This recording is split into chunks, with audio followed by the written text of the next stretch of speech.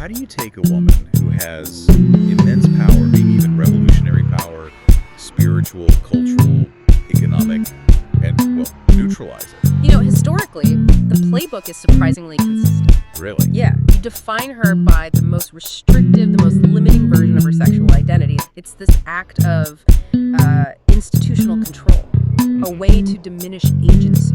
And we've seen it used again and again. Absolutely. Across millennia, actually.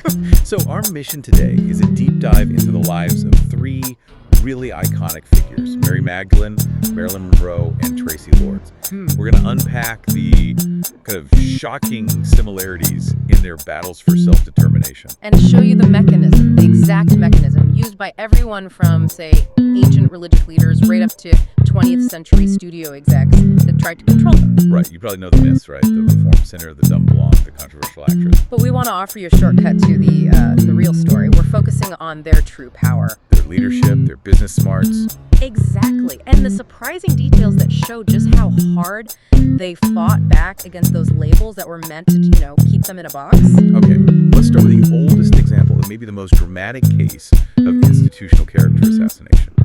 Mary Magdalene. Right. If you actually turn to the canonical Gospels, you see straight away she's a central figure, pivotal in Jesus' ministry. Absolutely. The sources are clear. She was a profoundly devout follower. She traveled with Jesus and the disciples.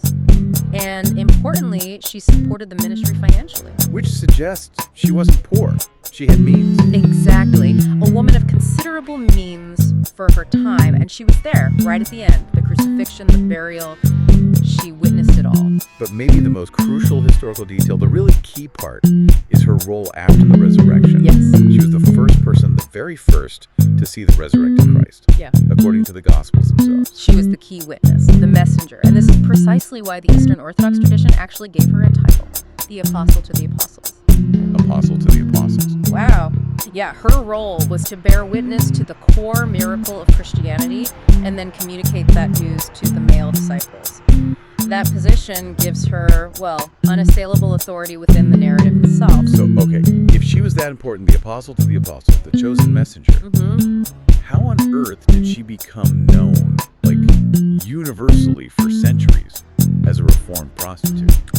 It wasn't an accident. No, it was institutional engineering, you could call it. The Bible itself never calls Mary Magdalene a prostitute. Never. It doesn't link the 7 demons she supposedly had cast out of her to sexual sin either. That whole idea, that massive misconception, it originated much later, 591 AD. Yep. Pope Gregory often delivered a homily.